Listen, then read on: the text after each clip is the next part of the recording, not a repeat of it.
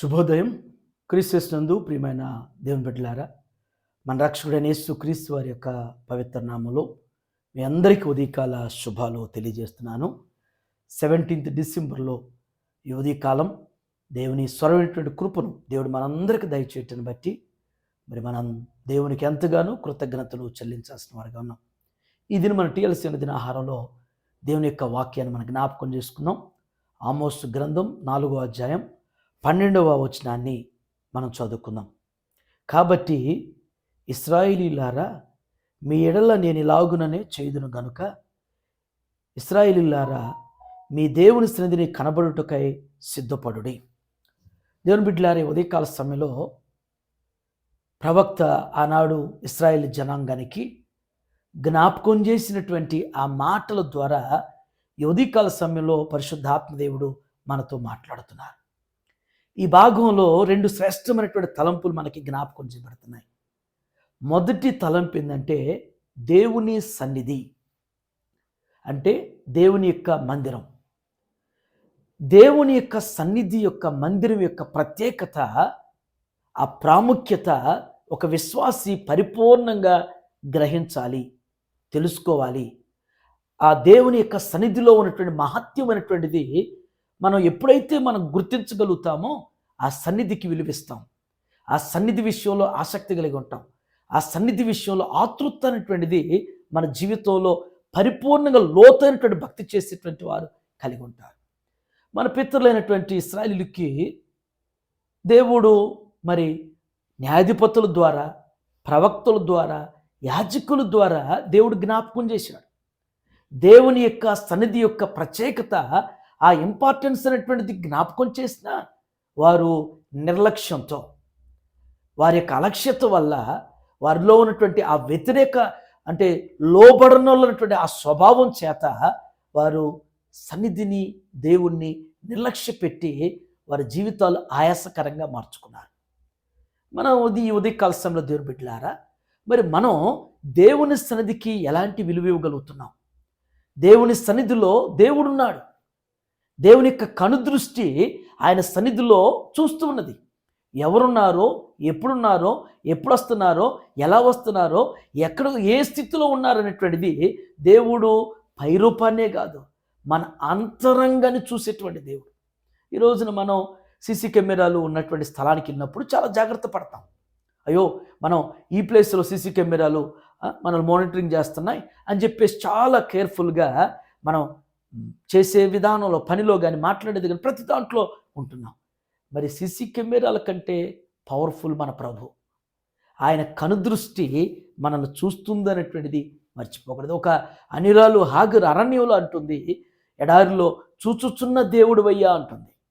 అలాంటి చూచున్నటువంటి దేవుని యొక్క సన్నిధిని నీవు నేను ఎలా గుర్తిస్తున్నామో, ఎలా ఆ సన్నిధి కొరకు ఎప్పుడు వెళ్ళాలి, ఎప్పుడు కనబడాలి, ఎప్పుడు ఆయన్ని స్తుతించాలి అని చెప్పేసి చాలామందికి చాలా నెగ్లిజెన్సీ. ఏదో నెలలో ఒక వారం వెళ్తే సరిపోయింది, ఒక్క రోజు వెళ్తే సరిపోయింది, ఎప్పుడో ఒకసారి నాకు జ్ఞాపకం ఉన్నప్పుడు, లేకపోతే పండగలప్పుడో ఎప్పుడో అనేటువంటిది. దేవుని మందిరానికి వచ్చేటువంటి దాంట్లో, దేవుని సన్నిధిలో కనబడే విషయంలో ఇలాంటి వైఖరి ఉంటుంది. ఇది క్షేమం కాదు. దేవుడు కూడా అలా అనుకుంటే మనల్ని, నేను ఎన్నోసార్లు ఆశ్రదించాను, ఎన్నోసార్లు తప్పించాను, నేను ఎన్నో ఇచ్చాను, నేను ఎన్నో విధాలుగా నీకు చేశాను కదా, ఇక నేను చెయ్యనులే అని దేవుడు మన పక్షాన కూడా అనుకుంటే మన మనుగడ అనేటువంటిది ఎలా సాగుతుందో చిన్న పరీక్ష. రెండవ తలంపు ఏంటంటే కనబడుటకై సిద్ధపడుడి అంటున్నాడు. అంటే ప్రిపరేషన్ అనేటువంటిది.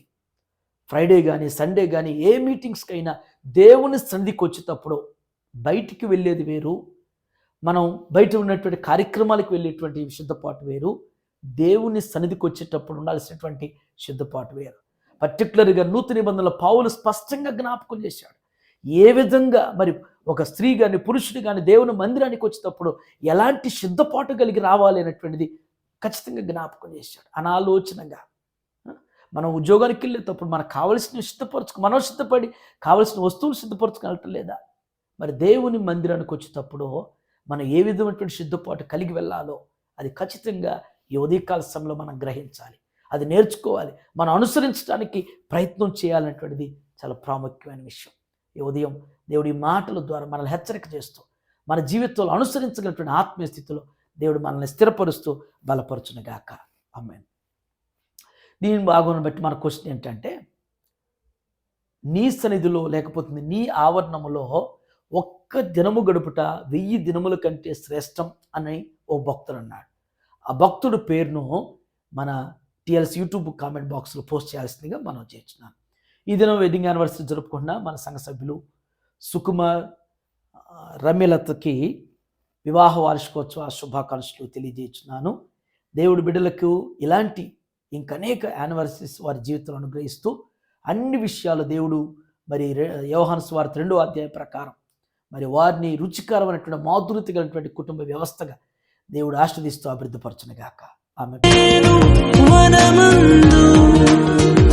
ప్రభు స్థిరపరచిన కార్యము ఏదేను వనమందు ప్రభు స్థిరపరచిన కార్యము ప్రభు స్థిరపర పరిశుద్ధుల మహోన్నతుడి తండ్రి, కృపగల నాయన మీ పరిశుద్ధ పాదాలు కొందనాలు.